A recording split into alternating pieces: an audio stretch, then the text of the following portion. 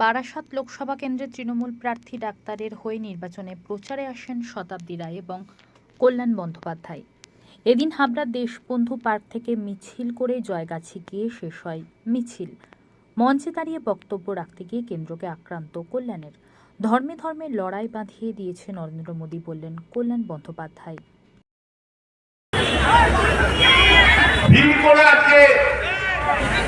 আমাদের প্রার্থী কাকলি ঘোষদস্তিদারকে আপনারা যেভাবে গ্রহণ করেছে, আমি দুহাত জড়ো করে করজোড়ে আমি আপনাদের সবাইকার কাছে কৃতজ্ঞতা জানাই।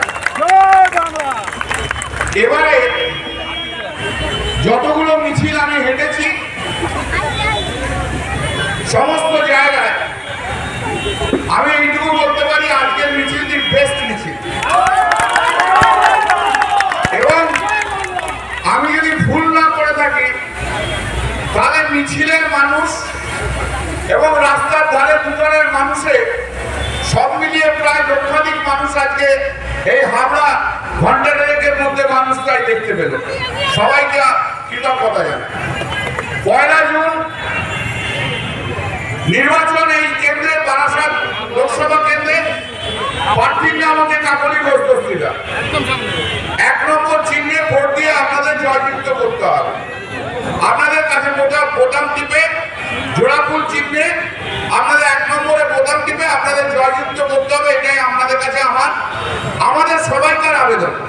কিন্তু ধন্যবাদ ভুলে গেছি, আমি ধন্যবাদ জানাই এই অ্যাসেম্বলি যিনি প্রেসিডেন্ট আছেন এবং মিউনিসিপ্যালিটি চেয়ারম্যান এবং অন্যান্য যারা রয়েছেন, তারা যেভাবে আজ মিটিং অর্গানাইজ করেছেন, আনবিলিভেবল, অবিশ্বাস্য।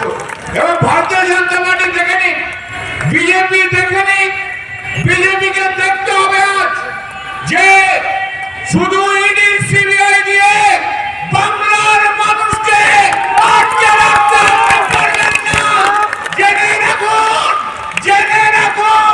ইডি থাকুক, সিবিআই থাকুক, আর কুলাঙ্গার অভিজিৎ গঙ্গোপাধ্যায়ের মতো জজ আপনাদের সামনে বাংলার জনতা আছে মমতা বন্দ্যোপাধ্যায়ের সঙ্গে দেখে নিন, শুধু দেখে নিন।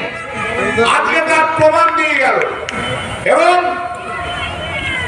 ভুল অ্যাসেসমেন্ট আমি খুব একটা করি না, এখনো পর্যন্ত আমার অ্যাসেসমেন্ট 99% কারেক্ট হয়েছে। প্রায় 2 লক্ষ ভোটে কাকলি ঘোষদস্তিদারকে বারাসাতের মানুষ জেতাবে। মিলিয়ে নেবেন। তারপরে কিন্তু চেয়ারম্যান তোমাকে ডেকে আমার মিষ্টি খাওয়াতে হবে, ডেকে নিতে হবে। একটু 10 মিনিট বলে দিই, আপনারা অনেকক্ষণ হেঁটেছেন। নরেন্দ্র মোদী কে হটাতে হবে, ভারতবর্ষের সরকার থেকে নরেন্দ্র মোদীকে হটাতে হবে। কেন হটাতে হবে? 1 নম্বর কারণ হচ্ছে গোটা ভারতবর্ষে একটা রাজনৈতিক অস্থিরতার বাতাবরণ তৈরি করেছে নরেন্দ্র মোদী। ধর্মে ধর্মে লড়াই লাগিয়ে দিয়েছে নরেন্দ্র মোদী।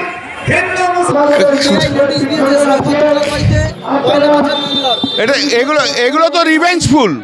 শওকত মোল্লাকে তো অনেকদিন আগে নোটিশ দিয়েছিল সিবিআই, তখন তো শওকত মোল্লা দেখা করেছিল।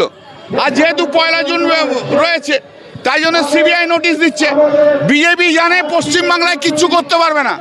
শেষকালটায় যদি সিবিআই ফিবিআই থেকে করানো যায়, তাই বিজেপি শেষ হয়ে গেছে।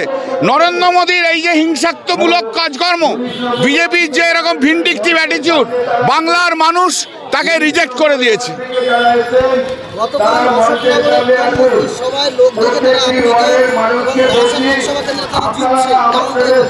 নরেন্দ্র মোদী এখন দিনের বেলাতেও স্বপ্ন দেখে, কোনো অসুবিধা নেই।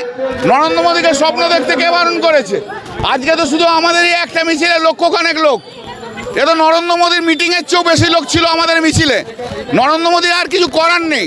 মোদী হারছে, মোদী নিজেই জানে মোদী হারছে, তাই এখন ভোকাল টনিক দিয়ে বেড়াচ্ছে, আর কিচ্ছু না। ভাই পাকিস্তান ছেড়ে দিন প্লিজ, না প্লিজ। প্রাক্তন মন্ত্রী তিনি বলছেন যে নরেন্দ্র মোদীকে হারাতে হবে এবং তার জন্য মমতা বন্দ্যোপাধ্যায়, রাহুল গান্ধী বা কেজরিওয়াল যেই হারাবেন তাদেরকে স্বাগত জানাচ্ছেন। পাকিস্তান কি বলছে না বলছে তাতে ভারতবর্ষে কিছু এসে যায় না। আমরা অন্তত 34 থেকে 35টা সিট পাবো। লিখে নিন। গদি মিডিয়ার কে কে আছে লিখে নিন, নরেন্দ্র মোদীকে জানিয়ে দিন 34 থেকে 35টা সিট পাচ্ছে। মোদী আর ভারতবর্ষের প্রধানমন্ত্রী থাকছে না, ওকে আশ্রম করে মুনি ঋষি থাকতে হবে। লিখে